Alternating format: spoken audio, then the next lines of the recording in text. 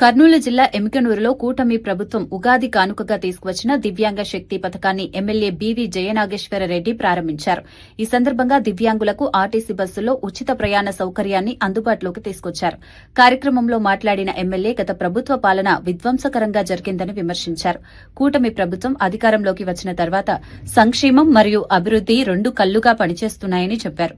ఎన్నికల సమయంలో ఇచ్చిన హామీలతో పాటు ఇవ్వని హామీలను కూడా అమలు చేస్తున్నామని తెలిపారు.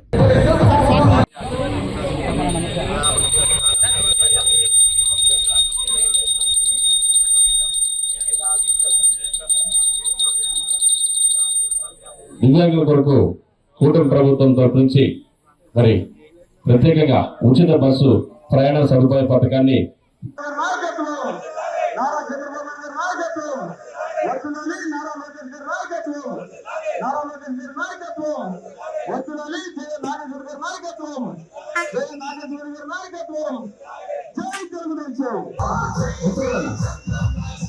అమ్మ మీరు గురువులకు సంబంధించిన ఎవరైనా అక్కడ ఇక్కడే ఉంటారు మళ్ళీ వాళ్ళని తెలిపి చెప్తున్నారు మీరు ఎవరు కంగారు పడదమ్మా వాళ్ళు మళ్ళీ తెలిపి వస్తారు కొంచెం కూర్చోండి.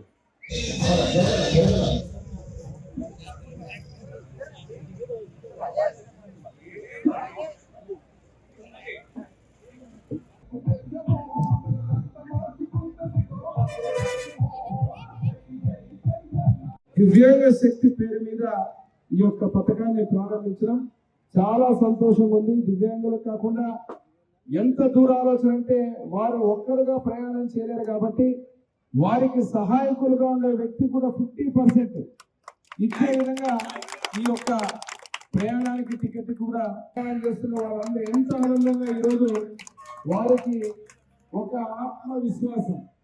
నేను ఎప్పుడు ఈ పదం చెప్తాను, ఆత్మగౌరవం. తెలుగువాడి ఆత్మగౌరవం అంటే గుర్తుకొచ్చే మహానాయకుడు విశ్వవిఖ్యాత నట సార్వభౌమ నందమూరి తారక రామారావు గారు అయితే, అదేవిధంగా తెలుగువాడి ఆత్మ విశ్వాసానికి ప్రతీకగా నిలిపేటువంటి వ్యక్తి, ప్రపంచ దేశాల్లో ప్రపంచ పటంలో పెట్టే వ్యక్తి ముఖ్యమంత్రి నారా చంద్రబాబు నాయుడు గారు.